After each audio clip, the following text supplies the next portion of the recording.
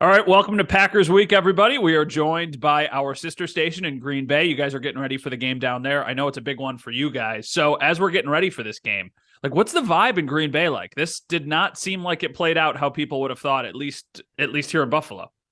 Yeah, when you saw the schedule come out, you would have thought maybe Super Bowl preview, right? And there's still, I would say, a fraction of fans who are hopeful that the Packers can resurrect their season, and that's still the case. But I mean, what's the highest level of DEFCON? It's DEFCON 1, right? That's where most people are at right now after a 3-4 start with the offense just not able to get anything going, and they've lost 3 straight games as the favorite, and now they're obviously huge underdogs this weekend. So I know Aaron Rodgers at least has said, hey, maybe that's just what they need, kind of an us against the world mentality to get them going.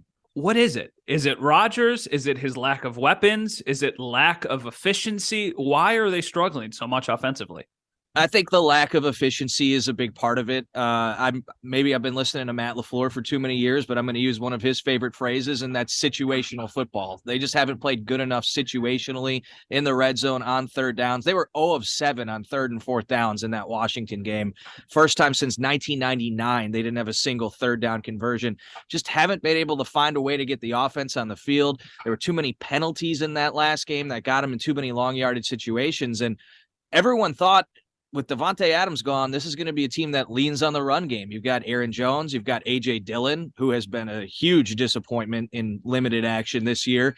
And they just haven't been able to get those two going, largely in part because they haven't had enough snaps offensively. They've been too many long yard situations, too many passing situations. So it's just been a mess offensively. And, obviously you'd be kidding yourself if you say Davante Adams has nothing to do with it. Obviously they miss him. And they've also had a number of injuries in the wide receiver room. Randall Cobb's been hurt. He's on IR right now. Sammy Watkins had a stint on IR earlier this year, I should say, came back last week. And now Alan Lazard is banged up and might not play Sunday. So it's just kind of gone from bad to worse for them. Defensively, they've got some playmakers. They're still an above average NFL defense. How have they looked as a unit so far this season? Not as good as we expected. That was the talk of training camp. They invested so much in the defense. Both their first round picks, 2 of them, Quay Walker and Devontae Wyatt, both from Georgia, defensive players. They haven't been good. Walker's been a starter, but hasn't necessarily been as advertised. Wyatt has hardly played on the defensive line. We brought back Rasul Douglas, Devondre Campbell. Campbell had a pick 6 last week, but other than that has been underwhelming. Not what he was when he was an All-Pro last year. So certainly the defense hasn't lived up to those expectations that we had. Now, I think the offense has hurt them a little bit because they've been on the field a lot. You look at time of possession.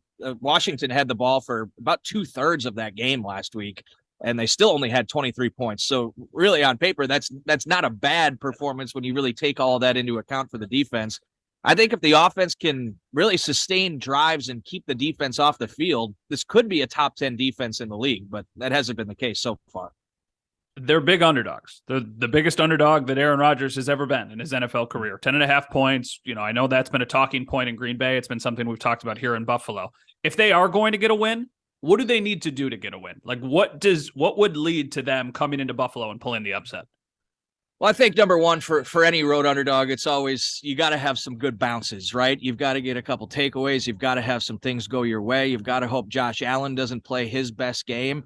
But really, not to keep harping on it, Matt, but what I've been saying, they've got to convert third downs. They've got to play good situational football. They've got to find a way to establish the running game, which we have not seen outside of maybe the Chicago game in week 2, a consistent, sustained ground attack from them all year.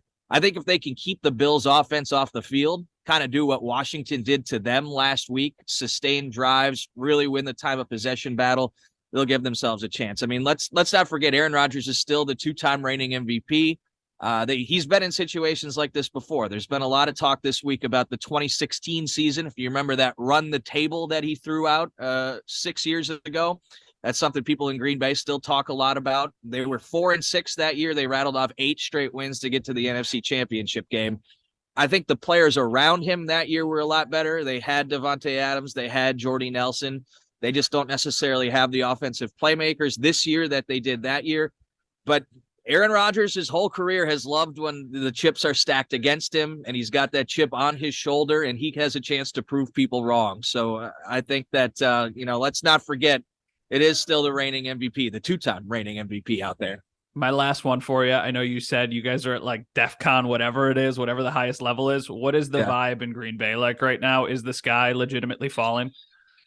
It depends who you ask. I think it's DEF CON 1, right? That goes like 5-1, and one's the worst. Something like that. I don't know. I'd have to ask John Miller, one of our other sports guys. He's an ex-Marine. He would know. But yeah, I mean, there's certainly not a lot of optimism. But football, it's a lot like Buffalo, I think, right? Like football is all this town has, and we're headed toward a really cold, snowy winter months. And I think there are still people who are holding out hope that they can turn this thing around. Obviously, a tough game against Buffalo this week that not a lot of people expect them to win.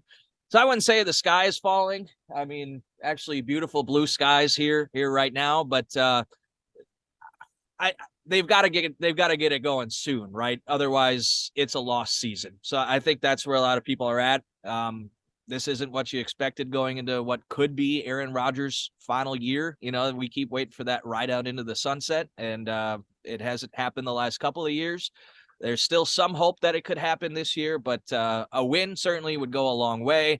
Then there's a lot of people who are pining for, trade for a receiver, or do you sell, with the trade deadline coming up? So who knows? A win or a loss could also determine which way they're leaning when the trade deadline comes around next week. Definitely a lot at stake and a lot of eyes on this game, hoping the Packers at least have an outside chance to knock off the Bills this week. Well, I can tell you, even though they're 5-1, it would be the sky falling in DEF CON 1 if the Bills lost this game here in Buffalo, because nobody ever is rational about anything. You win, you lose. It's either the best team in the league or the worst team in the league. That's Brandon Kinnard with NBC 26 in Green Bay. Thanks for taking the time, man. Enjoy your weekend.